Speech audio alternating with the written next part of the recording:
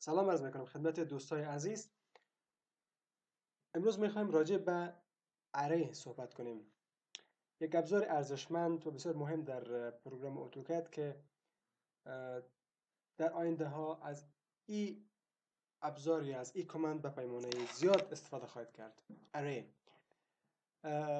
آیکن اره در قسمت بالا قرار داره یا به صورت شارتکت شما میتونین AR در کیبورد تایپ کنین و از این استفاده کنین. اره به سه حالت میشه از این استفاده شوه. این چی کار میکنه؟ اره برای شما یک شکل یا یک جسم یا یک خط را نظر به فاصله دلخواه یا فاصله معین که شما برش میتین به تعداد دلخواه کاپی میکنه. به سه حالت است اره.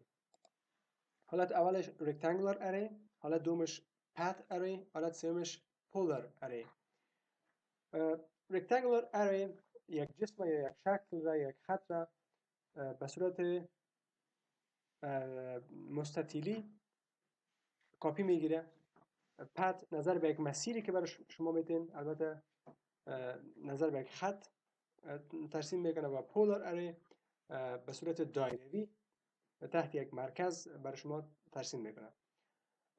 به خاطر که این مسئله را واضح تر بفهمین یک مثال را کار میکنیم با هم دیگه. فرض میکنیم ما یک اتاق داریم یا ما یک سالن داریم که در پلان مهندسی یا ارکیتکچرال پلان قرار است ما چوکی ها را در او بچینیم. البته به تعداد دلخواه و فاصله های دلخواه میخوایم در این چوکی ها را ترسیم کنیم. بهترین راهش استفاده از کماند اره می باشه، البته رکتانگل اره نظر به شکل پلان. فرض میکنیم یک سالن است در اینجا که طولش از 20 متر، برش در حدود 10 متر است و ما این گونه چوکی ها را میخوایم در این ترسیم کنیم. چی کار میکنیم؟ میایم روی اره، این تیری که پالوی کاماند اره است کلیک میکنیم. میایم رکتانگل روی از کلیک میکنیم یا به صورت شارتکت AR در این کیبورد تایپ میکنیم، انتر میکنیم، میایم شکل انتخاب میکنیم. به عنوان تایید یا رایت کلیک میکنیم یا اسپیس یا انتر فشار میدیم.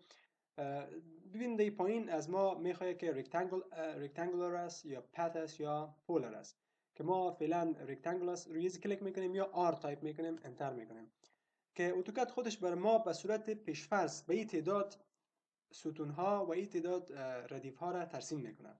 که در اتوکد این قسمت هایی که به صورت عمودی ترسیم میشه این ستون میگن، اینایی که افقی است اینا را ردیف میگن یا رو میگن، کالم و رو. که شما میتونن تعداد این کالم ها را یا تعداد این رو ها را به صورت دستی با کلیک کردن روی این تیری که به سمت راست است میتونن این اضافه کنین یا کم کنین. همچنان میتونن ردیف های زیر با کلیک روی از این تیر میتونن کم و زیاد بسازین به صورت دستی. و یا در این نقطه میتونن کلیک بکنین و هم ردیف و هم ستون، یعنی هم کالم و هم رو را به صورت یکجا کم و زیاد کنین. ولی راه بهترش است که شما بیاین در این قسمت تعداد از رو وارد بسازین، تعداد دلخواهش را. بیاین در این قسمت کالم است. فرضاً ما میخوایم تعداد امی ستون هایی که در این قسمت ترسیم شوه، مثلا میگیم ما به تعداد 20 ستون از این چوکی ها باید باشه. ببین تا این قسمت 20 ستون میاد. بعدش چی است؟ بعدش فاصله بین هر چوکی است، یعنی فاصله از مرکز یک چوکی تا مرکز چوکی دیگه یا فاصله از مرکز یک جسم تا جسم دیگه چقدر باشه. که اینجا 73.37 است، ما میگیم نه این 90 سانتی باشه.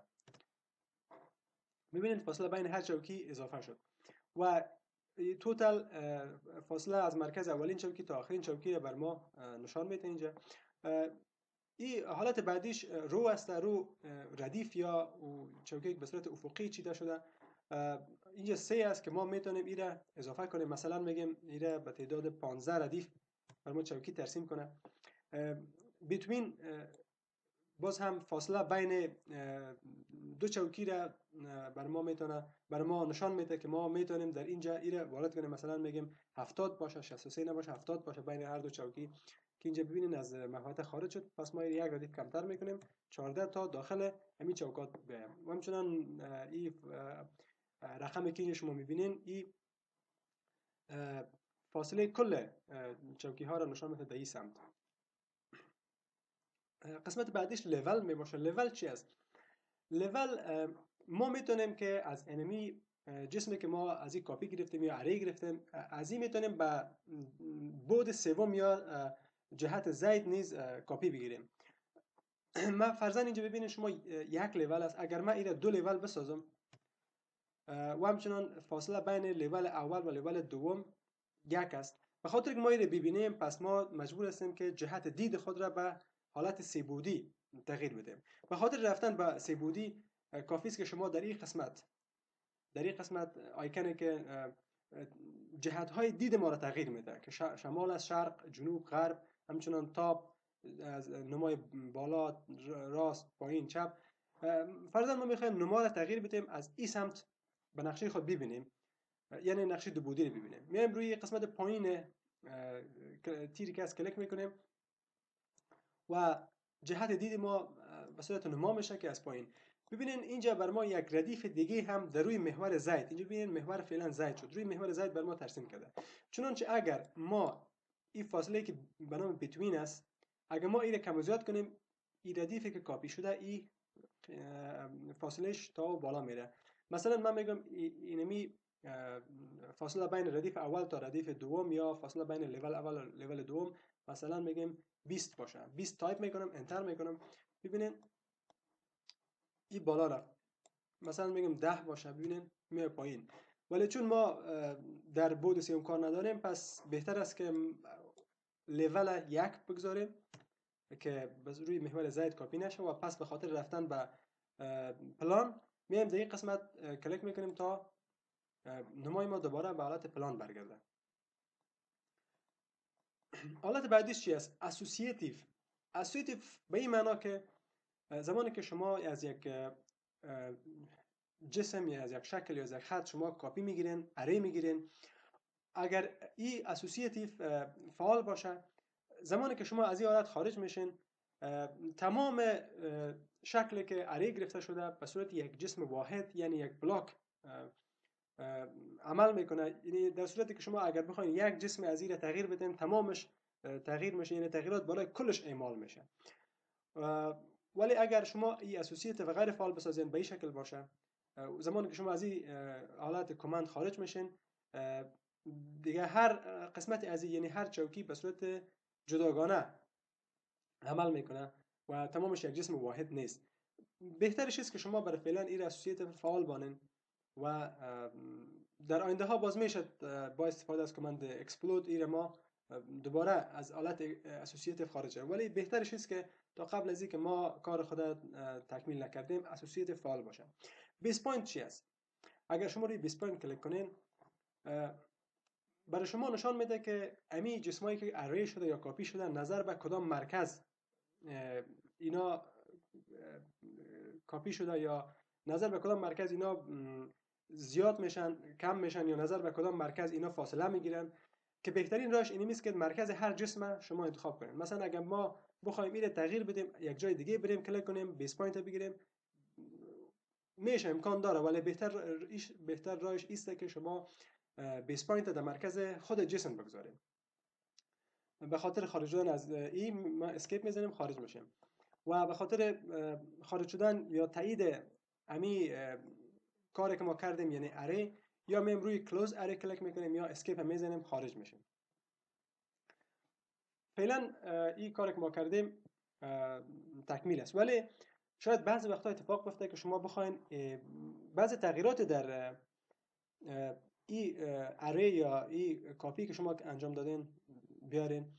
پس چی کار میکنین؟ میان فقط کافی است که روش کلیک بکنین. ببینین ما اسوسییت انتخاب کرده بودیم، تمام جسمایی که ما کاپی گرفتیم یا اره گرفتیم به صورت جسم واحد یا بلاک عمل میکنه.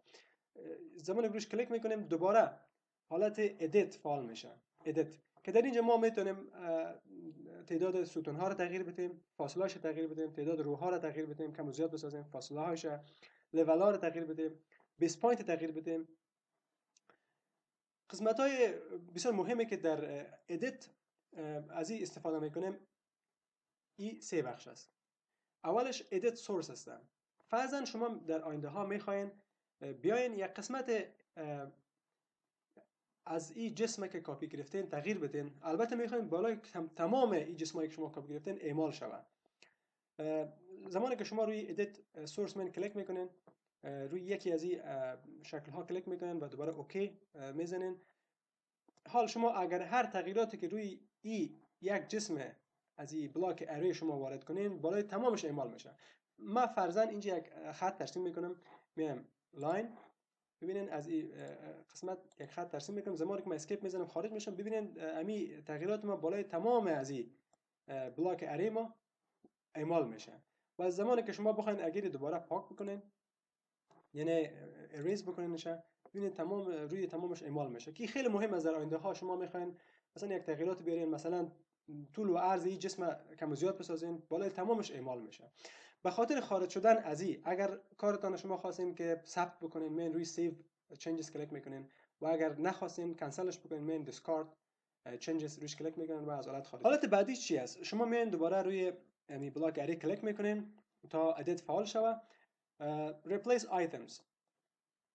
شاید بعضی وقتا ضرورت شده شما بخواین یک تعداد معین از این اجسامی که کپی گرفتین یا چوکی ها را از یک حالت به حالت دیگه تغییر بدین. البته تمامش را نه، یک تعداد کمش را. اگر شما از ادیت سورس استفاده بکنین، خود تمام تغییرات اگر شما بالا یک جسم بیارین بالای تمامش اعمال میشه. ولی ریپلیس آیتمز چیکار میکنه؟ زمانی که شما جسم کلیک کردین ادیت فعال شد، روی ریپلیس آیتمز کلیک میکنین، میاین او جسم را که میخواین جایگزین چندین عدد از این جسمای کپی شده بکنین، این انتخاب میکنین کلش. ببینین یک پنجره باز میکنیم، انتخابش میکنیم، به عنوان تایید یا رایت کلیک میکنیم یا اسپیس و یا انتر فشار میدیم که تایید شد. حال از ما کار بعدی چیست؟ از ما مرکز پرسان میکنن، میگه نظر به کدام مرکز میخوای ایره کپی کنی. چی میکنیم؟ ما میایم در مرکز خود اینمی جسمی که میخوایم ایره جایگزین بعضی اجسام کپی شده بکنیم، میایم کلیک میکنیم، در مرکز خود جسم کلیک میکنیم. حال میایم روی او اجسام کپی شده کلیک میکنیم که قرار است اونا را دور کنیم و عوضش ای جسم نو بیاریم جایگزین بسازیم. مثلا به صورت مثال من روی ازی کلیک میکنم، میگم این چوکی هم تغییر کنم، یعنی یک چوکی در میان را من میام روش کلیک میکنم و میخوایم که از اون حالتی که هست تغییر کنه و به شکل دیگه اینجا چوکی بیاد، یعنی جایگزین میکنم. یعنی او تعداد چوکی ها که من میخوایم از اون حالتی که هست جایگزین شود و از این چوکی استفاده شود. به خاطر خارج شدن کافی است که شما کلید اسکیپ رو فشار بدین و از این حالتی که هست خارج شوین. و اگر شما خواستین خب میاین روی کلوز اری کلیک میکنین و این کاری که شما کردین بسته میشه و تایید میشه. ولی اگر نخواسته باشین میاین روی ریست اری کلیک میکنین، اما کاری که شما کردین اون رو دوباره به حالت اولش برمیگردونه. فرضاً من روی ازی کلیک میکنم، ببینین پس دوباره اون کاری که ما کردیم اون رو به حالت اولش برگشتم.